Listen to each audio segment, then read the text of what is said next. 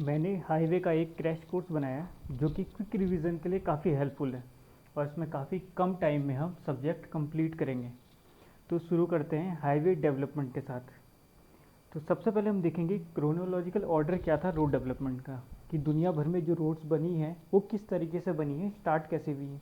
तो सबसे पहले बनी थी जो वो थी रोमन रोड्स। तो रोमन रोड्स आज से 2-2.5 हज़ार साल पहले रोमन एम्पायर था उस टाइम की रोड्स हैं। तो उनमें एक्चुअली होता क्या था कि स्ट्रेट रोड्स होती थी और जिसमें कैम्बर्स नहीं होते थे। कैम्बर जनरली होता क्या है कि आप अगर क्रॉस सेक्शनल डायमेंशन में देखें, इस तरीके से स्लोप होता है जो जनरली किसके लिए होता है, ड्रेनेज पर्पज़ के लिए, कि अगर बारिश आएगी तो इस तरीके से साइड से चली जाए, तो इसे कैम्बर कहते हैं। तो रोमन रोड्स में एक्चुअली क्या था कि कैम्बर्स नहीं थे।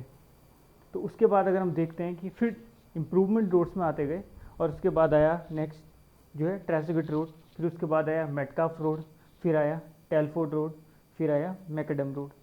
तो इस तरीके से इनका क्रोनोलॉजिकल ऑर्डर है रोड डेवलपमेंट का। तो अगर हम मॉडर्न रोड्स की बात करें तो वो स्टार्ट हुई है मैकडम रोड से। तो अगर हम डिफरेंस देखें जो पहले रोड्स कैसे बनती थी और मॉडर्न रोड्स जो मैकडम है उसने क्या डिफरेंस लाया है, तो सबसे बड़ा डिफरेंस था फाउंडेशन को लेकर। तो जनरली क्या होता था ओल्ड रोड्स में जितनी भी है, तो सबसे जो मेजर या कॉमन थीम जो उनमें थी वो ये थी कि जो रोड्स में एक फाउंडेशन बनाई जाती थी जिसमें कि लार्ज स्टोन्स यूज़ किए जाते थे और इस हार्ड फाउंडेशन के ऊपर आपकी डिफरेंट लेयर्स होती थी। जबकि मैकडम ने क्या किया कि उसने कॉम्पैक्टेड सबग्रेड को कॉम्पैक्ट किया और उसके ऊपर अलग अलग लेयर्स बनाई। तो एक तरीके से उसने बताया कि हमें ज़रूरी नहीं है कि बड़े बड़े स्टोन से एक हार्ड फाउंडेशन बनानी पड़े रोड्स के लिए। तो ये सबसे बड़ा मेजर डिफरेंस था। तो इसीलिए हम कह सकते हैं जो मॉडर्न रोड्स बनती हैं उनकी शुरुआत हुई थी मैकडम रोड से। तो ये सबसे बड़ा डिफरेंस है। इसमें जो क्वेश्चन जो रिपीटेडली आता है वो आता है आपका क्रोनोलॉजिकल ऑर्डर के बारे में, कि किस तरीके से क्रोनोलॉजिकल ऑर्डर था। तो क्रोनोलॉजिकल ऑर्डर आपको याद रखना है कि सबसे पहले रोमन रोड्स, फिर ट्रेसगुट रोड, फिर मेटकाफ रोड, फिर टेलफोर्ड रोड्स और लास्ट में मैकडम रोड्स। दूसरा क्वेश्चन जो इसमें आता है रिपीटेडली कि जो मॉडर्न रोड्स है उनकी शुरुआत कहाँ से होती है, तो उनकी जो शुरुआत है वो मैकडम रोड से होती है। तो यही इससे क्वेश्चन जनरली आते हैं। उसके बाद अगर हम आगे चलें कि भारत में या इंडिया में रोड डेवलपमेंट किस तरीके से शुरू हुआ था, तो सबसे पहले एक कमेटी बनाई गई थी 1927 में जिसका नाम था जयकार कमेटी। तो जयकार कमेटी ने क्या किया, बहुत सारी रिकमेंडेशन दी थी। एक्चुअली अगर हाईवे डेवलपमेंट करना है तो उससे पहले एक तरीके से प्लानिंग ज़रूरी है कि किस तरीके से किया जाए। तो उसके लिए जो कमेटी बनाई थी जयकार कमेटी ने, उसने बहुत सारे रिकमेंडेशन दिए थे। उन रिकमेंडेशन के अकॉर्डिंग सेंट्रल रोड फंड ये बनाया गया। तो एक्चुअली क्या जो फ्यूल हम खरीदते हैं पेट्रोल या फिर डीजल, उसमें एक तरीके का टैक्स था और ये टैक्स जो यूज़ किया जाएगा वो हाईवे डेवलपमेंट के लिए किया जाएगा। और साथ ही साथ फिर ये सोचा गया कि जो एक्सपर्ट्स हैं सिविल इंजीनियरिंग फील्ड में उनकी एक तरीके से कहीं पे कॉन्फ्रेंस हो जहाँ पर एक तरीके से डिस्कशन हो कि आगे जाके रोड डेवलपमेंट कैसे करना है। तो उसके लिए 1934 में इंडियन रोड कांग्रेस जो न्यू दिल्ली में उसका इस्टेब्लिशमेंट किया गया। और रोड डेवलपमेंट के लिए टेस्टिंग कहाँ की जाए और जो लेटेस्ट ट्रेंड जो दुनिया में आ रहे हैं रोड डेवलपमेंट से रिलेटेड उसे किस तरीके से अडॉप्ट किया जाए, कोडल प्रोविज़न कैसे यूज़ हो, उन सब के लिए सेंट्रल रिसर्च रोड इंस्टीट्यूट्स की इस्टेब्लिशमेंट की गई 1950 में। तो इस तरीके से इसका सीक्वेंस है। तो अगर हम स्टेट लेवल इंजीनियरिंग सर्विसेज या फिर जेई एग्ज़ाम्स होते हैं उनमें रिपीटेडली क्वेश्चंस डेट से रिलेटेड आता है। डेटा आपसे पूछा जा सकता है कि 19 जयकार कमेटी कब कब गठित की गई थी, इस तरीके के क्वेश्चन। या आईआरसी इंडियन रोड कांग्रेस का मुख्यालय कहाँ है, हेडक्वार्टर कहाँ है, जो कि है दिल्ली में। तो ये भी काफ़ी रिपीटेड क्वेश्चन है। जनरली एसएससी और दूसरे एग्ज़ाम्स में इसे इग्नोर किया जाता है, लेकिन अगर स्टेट लेवल एग्ज़ाम्स देखेंगे तो बहुत रिपीटेडली ये क्वेश्चन आते हैं। तो इसकी डेट्स आपको याद होनी चाहिए और थोड़ा सा उनकी डिटेल्स आपको पता होनी चाहिए। तो जयकर कमेटी ने एक्चुअली रिकमेंड किया था कि हर 20 ईयर्स के लिए एक रोड मैप बनाया जाए कि क्या क्या टारगेट होना चाहिए, कैसे हमें आगे बढ़ना है। तो उसके अकॉर्डिंग ही 20 ईयर रोड प्लान्स की शुरुआत होती है। तो सबसे पहला जो रोड प्लान बनता है वो नागपुर रोड प्लान, नागपुर में 1943 से 1963 इसका टाइम पीरियड है। तो नागपुर रोड प्लान में क्या होता है कि जो टारगेट डेंसिटी है उसे 60 किलोमीटर पर 100 किलोमीटर स्क्वायर रखा गया। इसका मतलब है कि एक एरिया है जो है 100 किलोमीटर स्क्वायर का, तो उसमें कम से कम 16 किलोमीटर की रोड हम बना के चलेंगे, तो ये उसका टारगेट रखा गया था। और जो नागपुर रोड प्लान के हिसाब से जो रिकमेंडेशन दी गई थी कि star and grid pattern roads का होना चाहिए। तो अगर हम स्टार एंड ग्रिड पैटर्न को देखें तो वो इस तरीके से होता है, ये है स्टार एंड ग्रिड। यहाँ पर लिखा है रेडियल एंड ग्रिड, तो रेडियल और स्टार एक्चुअली एक दूसरे के लिए कई बार यूज़ होता है। आपको कई बार हो सकता है यहाँ पे स्टार एंड ग्रिड लिखे, या फिर कई बार हो सकता है रेडियल एंड ग्रिड पैटर्न लिखे। तो स्टार एंड ग्रिड एक दूसरे के लिए यूज़ हो सकता है। तो इसमें देखिए क्या होता है कि ये रेडियली इन्वर्ट्स रोड जा रही है और उसके बाद ये स्ट्रेट रोड्स उन्हें मिल रही हैं। तो इस तरीके का पैटर्न रिकमेंड किया था नागपुर रोड प्लान ने। ठीक है, इसमें फिर उसके बाद देखें कि एक्सप्रेसवे की शुरुआत उस टाइम तक नहीं हुई थी और एक डेवलपमेंट अलाउंस दिया गया था कि 15% हम डेवलपमेंट अलाउंस लेंगे, जो वो पैसा होगा वो रोड डेवलपमेंट के लिए आगे यूज़ होगा। तो नागपुर रोड प्लान्स में रोड को जो कैटेगराइज किया गया था वो क्या था, 5 तरीके से। तो अगर हम सबसे पहले देखें, पहला है नेशनल हाईवे, दूसरा स्टेट हाईवे, तीसरा है मेजर डिस्ट्रिक्ट रोड, चौथा है अदर डिस्ट्रिक्ट रोड और पांचवा है विलेज रोड। तो इस तरीके से ये है रिकमेंडेशन नागपुर रोड प्लान की। दूसरे रोड प्लान की बात करें तो दूसरा बना था 1961 से 1981 के लिए, जो था बॉम्बे रोड प्लान। तो बॉम्बे रोड प्लान में सबसे पहले क्या हुआ कि जो टारगेट डेंसिटी थी उसे डबल कर दिया गया। अब हर 100 किलोमीटर स्क्वायर के लिए जो लेंथ होनी चाहिए थी रोड्स की वो थी 32 किलोमीटर। और यहाँ पर किसी भी तरह का रोड पैटर्न रिकमेंड नहीं किया गया था रोड प्लान के हिसाब से।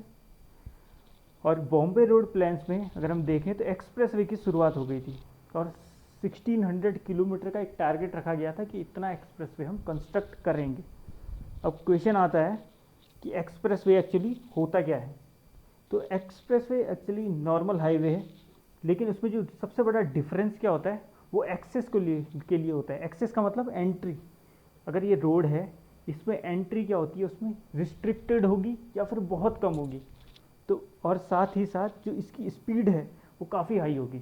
तो जो सबसे बड़ा जो डिफरेंस नेशनल हाईवे और एक्सप्रेसवे में इसी एक्सेस को लेके है कि जो एक्सेस है एक्सप्रेसवे में काफ़ी लिमिटेड और एक तरीके से ना के बराबर होता है।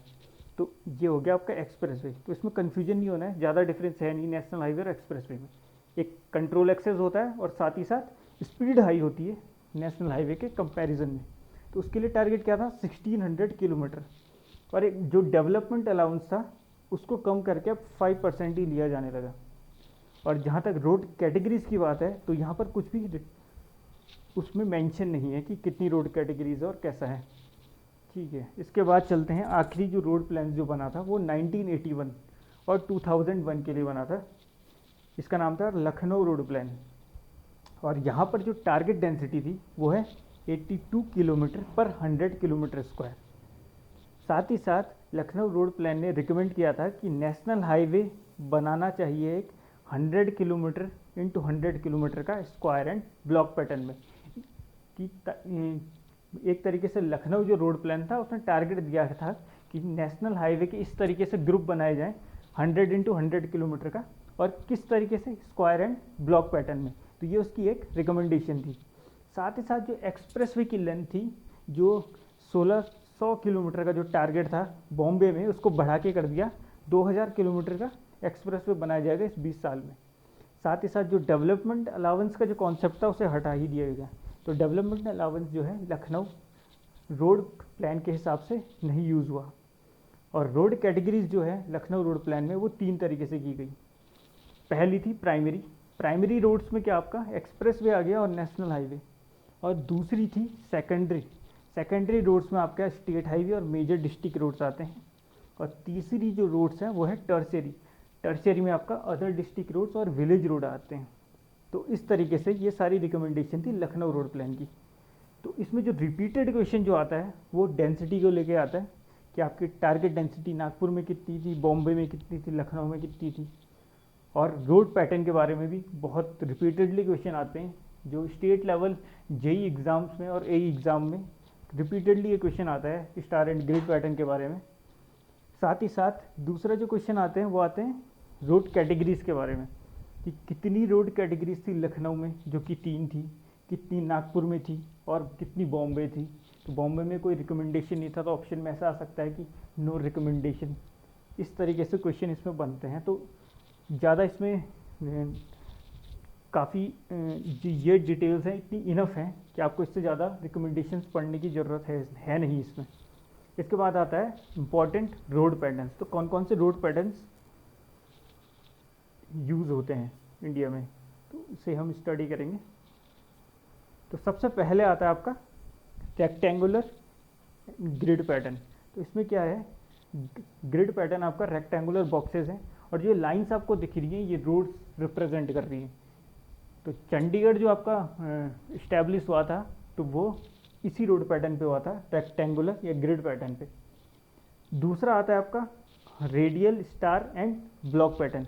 तो रेडियल और स्टार जो है आपको बताया था, रेडियल और स्टार जो है एक दूसरे के लिए कई बार यूज़ होता है। तो इस तरीके से भी बोल सकते हैं रेडियल एंड ब्लॉक पैटर्न या फिर स्टार एंड ब्लॉक पैटर्न। तो दोनों एक ही चीज़ है, या रेडियल वर्ड यूज़ करें या स्टार करें, दोनों एक ही चीज़ हैं। तो इसे हम कंपेरेटिवली देखेंगे किस तरीके से। तो जहाँ पर भी रेडियल वर्ड आ रहा है तो उसमें आप देखेंगे रेडियली रोड इन्वर्स जा रही है। जैसे कि इसमें देखिए ये रेडियली रोड अंदर जा रही है इस तरीके से, यहाँ भी देखिए रेडियली रोड अंदर को जा रही है, और इसमें भी देखिए इसमें भी आपका रेडियली रोड अंदर को जा रही है। तो रेडियल का मतलब आप समझ गए, ठीक है। इसके बाद अगर हम देखें अगला है स्टार ब्लॉक पैटर्न। तो ब्लॉक पैटर्न में इस तरीके से अगर इन्वर्स अंदर को देखें हम तो ये भी एक तरीके से ये रोड्स हैं जो अंदर आपको ब्लॉक के अंदर दिख रहे हैं। तो ये इस तरीके से होता है। तो ये ब्लॉक पैटर्न के लिए है। और दूसरा आपको दिख रहा है सर्कुलर। तो देखिए यहाँ सर्कुलर पैटर्न है, ठीक है। और तीसरा अगर आपको देखें तो वो है ग्रिड पैटर्न। तो वो इस तरीके से स्ट्रेट लाइन्स है। तो ये हो गए आपके तीनों। इसको आप समझ सकते हैं, इनके नाम से भी एक तरीके से का आइडिया ले सकते हैं कि किस तरीके का रोड पैटर्न होगा। इसमें बहुत मुश्किल नहीं होगी आपको कि आप नाम से एक तरीके से जज कर लेंगे कि किस तरीके का रोड पैटर्न कैसा दिखता होगा। अगला रोड पैटर्न है हेक्सागोनल पैटर्न। तो आप इमेज से ही देख सकते हैं हेक्सागोनल इस तरीके से हेक्सागोनल बन रहा है और ये रोड्स हैं एक तरीके से। तो ये काफ़ी इजी है, आप देख के भी समझ सकते हैं हेक्सागोनल पैटर्न को। और लास्ट है आपका मिनिमम ट्रैवल पैटर्न, जो इस तरीके से बनता है, ठीक है।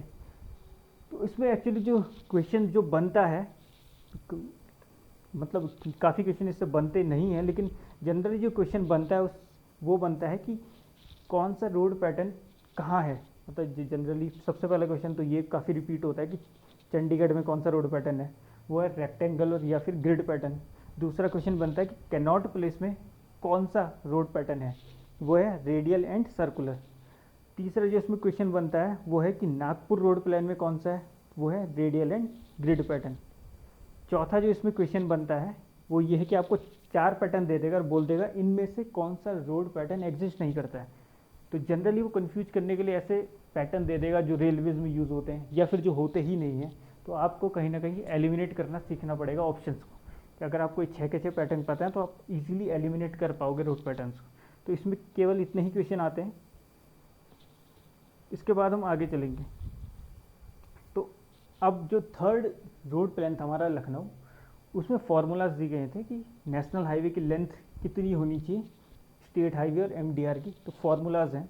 तो सबसे पहले हम देखेंगे नेशनल हाईवे के लिए। तो एरिया अगर किलोमीटर स्क्वायर में दिया गया है तो हम 50 से डिवाइड करेंगे तो आपको नेशनल हाईवे की लेंथ आ जाएगी किलोमीटर में। और उसके बाद अगर हम कंपेयर करें तो देखिए स्टेट हाईवे में निकालने के लिए हम हाफ कर देंगे 25 से डिवाइड, और एमडीआर के लिए करेंगे 12.5 से डिवाइड एरिया को। इस तरीके से लेंथ आपकी इजीली निकल जाएगी। दूसरा जो फार्मूला है स्टेट हाईवे के लिए वो है 62.5 इंटू टाउन। और जो टाउन है ये नंबर ऑफ टाउन्स हैं, और जो टाउन्स वही हम कंसिडर करेंगे जिनकी पॉपुलेशन 5000 से ऊपर होनी चाहिए। अगर उससे कम पॉपुलेशन है टाउन की, उसे हम कंसिडर ही नहीं करेंगे। और ये इसका फॉर्मूला हो जाएगा 62.5 into number of towns minus area upon 100। MDR की बात करें तो इसका फॉर्मूला हो जाएगा 90 इंटू नंबर ऑफ टाउन्स। ठीक है, तो ये आपको हमेशा याद रखना है कि जो पॉपुलेशन की बात है वो 5000 से ऊपर है। जनरली इसमें क्वेश्चन जो बनता है वो ऊपर वाले फॉर्मूले से बन जाता है, एरिया अपॉन 50। ये बहुत रिपीटेड क्वेश्चन आता है, लेकिन अगर ये वाला फॉर्मूला भी यूज़ करना पड़े तो उसमें एक्चुअली कंफ्यूज करने के लिए क्या कर सकते हैं कि पॉपुलेशन आपको दी होगी टाउन्स की, उसमें 5000 से ऊपर वाले कुछ दिए होंगे और शायद कम वाले भी दिए होंगे, जिसमें आपको एक्सक्लूड करना पड़े कुछ डेटा। लेकिन एक्चुअली ऐसा क्वेश्चन आया नहीं है, लेकिन ये डिटेल्स आपको पता होनी चाहिए ताकि आप क्वेश्चन सॉल्व कर पाओ। अगला इसमें है कि आपने अगर किलोमीटर स्टोन देखे होंगे, हर किलोमीटर के बाद एक स्टोन लगा रहता है, उसे बोलते हैं kilometre stone. Generally mile stone word use होता है, लेकिन हम माइल्स यहाँ पर डिस्टेंस मेजरमेंट के लिए नहीं करते, हम किलोमीटर यूज़ करते हैं, तो किलोमीटर स्टोन कहेंगे इसे। तो किलोमीटर स्टोन जो स्टेट हाईवे के लिए होता है और नेशनल हाईवे के लिए, तो उसमें कॉमन चीज़ क्या होती है कि जो लोअर पार्ट है वो वाइट कलर का होता है, लेकिन जो अपर पार्ट है नेशनल हाईवे में वो येलो होता है, और जो स्टेट हाईवे है उसमें अपर पार्ट होता है ग्रीन। ये क्वेश्चन भी काफ़ी रिपीटेडली यूज़ होता है कि नेशनल हाईवे में अपर पार्ट किस कलर का होता है, तो आपको बताना है येलो, और स्टेट हाईवे में ग्रीन। तो इस तरीके से ये भी आपको पता होना चाहिए। उसके बाद हम बात करेंगे हाईवे अलाइनमेंट और सर्वे की। तो जो फैक्टर्स हैं जो अलाइनमेंट को कंट्रोल करते हैं या फिर इफेक्ट करते हैं, हम उसको पढ़ेंगे। अलाइनमेंट जनरली क्या होता है कि रोड जो है किस डायरेक्शन में जा रही है, तो अलाइनमेंट उसी चीज़ को कहते हैं। तो सबसे पहली जो पॉइंट है वो है ऑब्लिगेटरी पॉइंट्स। तो एग्जाम्पल के लिए देखिए कि मान लिए एक रोड ये है और दूसरी रोड ये है, तो हमने क्या किया, बीच में एक ब्रिज कंस्ट्रक्ट कर दिया। ठीक है, तो इस ब्रिज की वजह से क्या होगा कि रोड की जो अलाइनमेंट है वो चेंज हो गई है, उसकी डायरेक्शन चेंज हो गई। अब आपको यहाँ जाना था और इस ब्रिज की वजह से आपको मुड़ के यहाँ जाना पड़ रहा है, तो इन्हें कहते हैं ऑब्लिगेटरी पॉइंट्स। तो ऑब्लिगेटरी पॉइंट्स क्या हैं, वो पॉइंट्स जो आपके अलाइनमेंट को डेविएट कर रहे हैं। तो आपका क्या है, ब्रिज कर सकता है, या फिर कहीं पे टाउन है उसकी वजह से आपको अलाइनमेंट चेंज करना पड़े, या फिर पासेज यूज़ हो रहे हैं, तो ये इनको कहते हैं हम ऑब्लिगेटरी पॉइंट्स जो आपके अलाइनमेंट को इफेक्ट कर रहे हैं। तो सबसे वाला पॉइंट आपको समझ में आ गया होगा। दूसरा जो फैक्टर है जो अलाइनमेंट को कंट्रोल करता है वो है ट्रैफिक।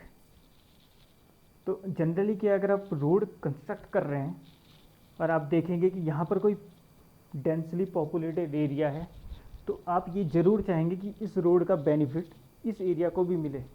तो इसलिए आप अलाइनमेंट को इस तरीके से चेंज करेंगे ताकि ये एरिया आपका बेनिफिट हो, वरना रोड का उतना फ़ायदा नहीं हो पाएगा। इसलिए हमें इसे अलाइनमेंट को चेंज करना पड़ेगा। तो ट्रैफिक बहुत बड़ा इंपॉर्टेंट फैक्टर है आपके अलाइनमेंट को चूज़ करने में। तो उसके लिए हम जनरली क्या करते हैं, ओरिजिन एंड डेस्टिनेशन स्टडी। मतलब ओरिजिन मतलब जहाँ से स्टार्ट कर रहे हैं और कहाँ को जा रहे हैं, तो ये स्टडी करनी है आपको, जिससे आपको पता चलेगा कि किस तरह लोग ज़्यादा जा रहे हैं और कहाँ पे हमें रोड की ज़्यादा रिक्वायरमेंट है। साथ ही साथ फ्यूचर ट्रेंड भी देखेंगे कि कौन सा न्यूली नया टाउन बन रहा है जहाँ पॉपुलेशन बढ़ रही है और कितनी पॉपुलेशन बढ़ सकती है, और हमें फ्यूचर को देख के रोड को डेवलप करना है। तो ये आपका पॉइंट्स जो हैं आपके ट्रैफिक में आ जाते हैं। ठीक है, तीसरा आपका आता है ज्योमेट्रिक डिज़ाइन। तो जनरली ज्योमेट्रिक डिज़ाइन में रोड के वो पोर्शन आते हैं जो विजिबल होते हैं। फॉर एग्जांपल आपका हॉरिजेंटल और वर्टिकल कर्व्स होते हैं, ये आपके विजिबल कंपोनेंट्स होते हैं रोड्स के। तो ये सारी चीज़ें आपके ज्योमेट्रिकल डिज़ाइन में आती है। सुपर एलिवेशन हो गया, ट्रांजिशन कर्व्स हो गए, ये सारे आपके विजिबल पोर्शन हैं रोड्स के जो आपको रोड्स में दिखते हैं। तो ये चीज़ें भी अफेक्ट करते हैं आपके अलाइनमेंट को डिसाइड करने में। ये पॉइंट भी आपको समझ में आ गया होगा। और लास्ट है आपका इकोनॉमी। तो कोई भी प्रोजेक्ट हम लेते हैं तो इकोनॉमी बहुत ज़्यादा इम्पॉर्टेंट होती है कि हमें ये भी देखना हो कि हमारी कॉस्ट कम से कम रहे और ऑप्टिमम कॉस्ट में हम किसी भी प्रोजेक्ट को कंप्लीट करें। तो ये चारों फैक्टर जो इम्पोर्टेंट फैक्टर है जो आपके अलाइनमेंट को कंट्रोल करते हैं। तो इसमें क्वेश्चन जनरली ये बन सकता है कि आपको 4 ऑप्शन दे दे और पूछ ले कि कौन से फैक्टर इसमें ऐसे हैं जो अलाइनमेंट को अफेक्ट नहीं करते हैं, और 3 ऑप्शन ये दे दे, चौथा अलग दे दे। तो आपको वहाँ से एक आइडिया हो जाएगा। जनरली होता क्या है कि आपको ना भी पता होते तो आप आइडिया लगा सकते थे, लेकिन कुछ ऐसे वर्ड यूज आते हैं जैसे ऑब्लिगेटरी पॉइंट्स कहीं ने सुने नहीं होंगे, तो वो लोग ऑब्लिगेटरी पॉइंट्स को टिक कर देंगे। तो इसलिए पता होना चाहिए ये चीज़ें ताकि आपको एलिमिनेट करने में बेनिफिट हो जाए। उसके बाद देखेंगे कि प्लानिंग सर्वे ऑफ हाईवे। तो प्लान हम सर्वे को, वो हाईवे को किस तरीके से करते हैं, हाईवे का जो सर्वे करते हैं उसके प्लान की के लिए कौन कौन सी स्टडीज़ होती हैं, इसको हम डिस्कस करेंगे। तो जो सबसे पहले आता है वो है इकोनॉमिक स्टडी। तो इकोनॉमिक स्टडी में क्या होता है, इकोनॉमिक जस्टिफिकेशन हम देखते हैं कि अगर हम कोई रोड कंस्ट्रक्ट कर रहे हैं तो क्यों कर रहे हैं, उसका जस्टिफिकेशन क्या है। तो उसके लिए सबसे पहले हम क्या देखेंगे कि क्या वहाँ पर कोई एग्रीकल्चर प्रोडक्ट्स वहाँ पर होते हैं, ताकि फ्यूचर में अगर रोड बने तो यहाँ से व्यापार बढ़े और टैक्स कलेक्शन उससे बढ़ जाएगा, वो देखेंगे। या फिर पॉपुलेशन देखेंगे, क्या पता हाईली डेंसिटी पॉपुलेशन है और उनका इनकम देखेंगे। तो इस तरीके से इकोनॉमिक जस्टिफिकेशन दिखेगा हमें कि वो रोड जो हम कंस्ट्रक्ट कर रहे हैं वो क्यों कर रहे हैं। क्योंकि जनरली अपने एग्जांपल देखे होंगे म्यांमार में या श्रीलंका में, जिसमें चाइना से डेप्ट लेके कंस्ट्रक्शन किया गया बड़े बड़े एयरपोर्ट्स का और पोर्ट्स का, लेकिन होता क्या है, क्योंकि वहाँ पर पॉपुलेशन उतनी नहीं है या उसका वो जस्टिफाई वो कंस्ट्रक्शन नहीं कर पा रहा है, उस वजह से क्या है वो एयरपोर्ट खाली पड़े हैं, कोई इनमें जा नहीं रहा है। इसलिए सबसे पहले किसी भी प्रोजेक्ट का इकोनॉमिक जस्टिफिकेशन देखना भी ज़रूरी है कि जो हम कंस्ट्रक्शन कर रहे हैं, जो इन्वेस्टमेंट हम यूज़ कर रहे हैं, कि क्या वो जस्टिफाइड है या नहीं है। तो वो इकोनॉमिक स्टडीज़ में आपका आ जाता है। दूसरा आता है आपका फाइनेंशियल स्टडीज़ में। तो फाइनेंशियल स्टडीज़ में हम देखेंगे कि जो आप हाईवे हम यूज़ कर रहे हैं कि उससे रिटर्न कैसे आ सकता है।